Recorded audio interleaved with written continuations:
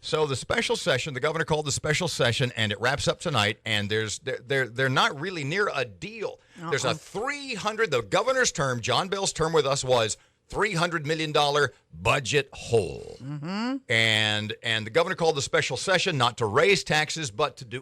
Why does he need a special session? I thought the special session was to raise taxes. No, they don't need that in the odd-numbered year. They can raise taxes in an odd-numbered year. So what do they need a special session to do they can't do in regular session? Because the regular session's too late. The new fiscal year starts July 1, and you have to address that problem now. You wouldn't have time to address it between May and June, the end of June. So Governor John Bell wants to dip into what's called the rainy day fund to help make up the budget stabilization fund. The $300 million budget hole. Now, the law says you can only take 1/3 of that. That would be $119 million. That's how much you wanted. I call it the ribeye fund. So they're sort of.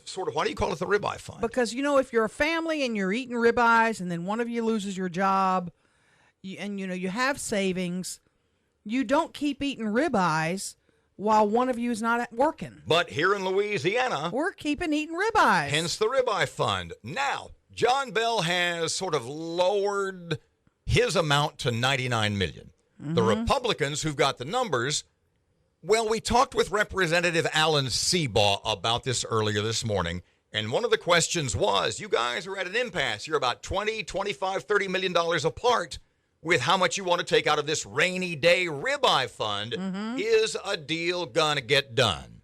Most likely. It depends on how the deal finally gets presented. But if it stays at $99 million, yes, I'm a no. And I think we've got the votes to kill it.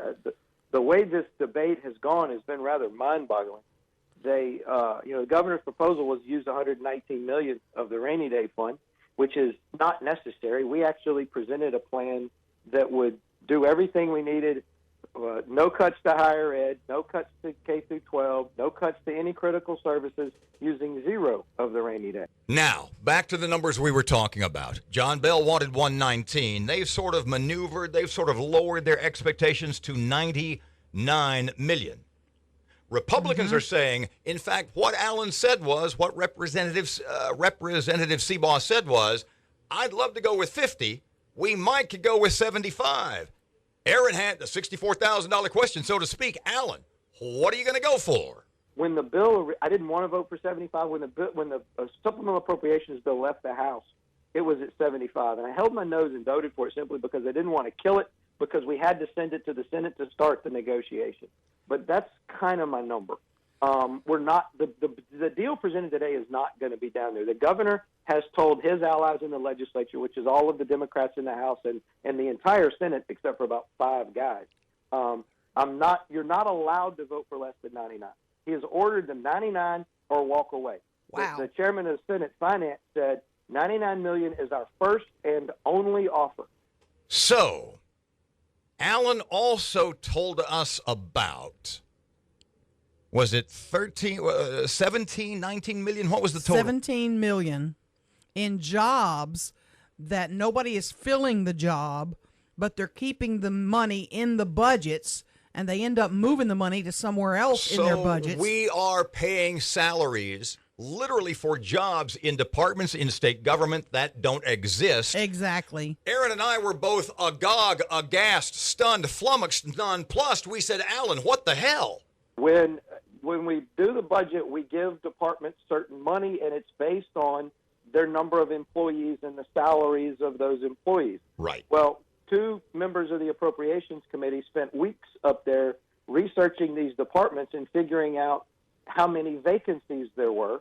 And so what we were trying to do simply for the rest of this fiscal year is to say, okay, don't hire anybody. These positions are empty. You haven't spent the money for the salary for these positions. Let's pull that back. And that amounted to about $17 million. So let's assume for the moment that a miracle happens, that this is sort of like a Sermon on the Mount Vesuvius. Yeah, they sing Kumbaya. Okay, wait a second. I just mixed metaphors there. I apologize. Yeah, you did. The point being, let's say that the governor is 99 and the Republicans 50 or 75. Let's say they figure something out. They go with 80. That's still not going to solve the whole $300 million budget hole, to use John Bell's lexicon. You bet. So what are they going to cut? What departments, what areas, more specifically, what kind of percentages? Let's take 2 to 3 across the board without touching higher ed, and with more cuts going to DHH simply because their budget increased by $3 billion. Their $12 billion, about 40% of the entire state budget goes to one department. You could pull the whole $300 million out of DHH, not affect critical services at all, and no one would notice. $300 million out of a $12 billion budget is pretty easy to pull out, but the governor absolutely does not want to talk about it. Let me tell you, when I call Alan Seabaugh wonkish, I mean that in the most flattering way. He knows done numbers. Oh, yeah. Okay, so special session wraps up tonight. If they don't get anything done, Mark my words, they'll be called back for another special session. the governor could call. You heard it here first. Erin McCarty says. Another special session.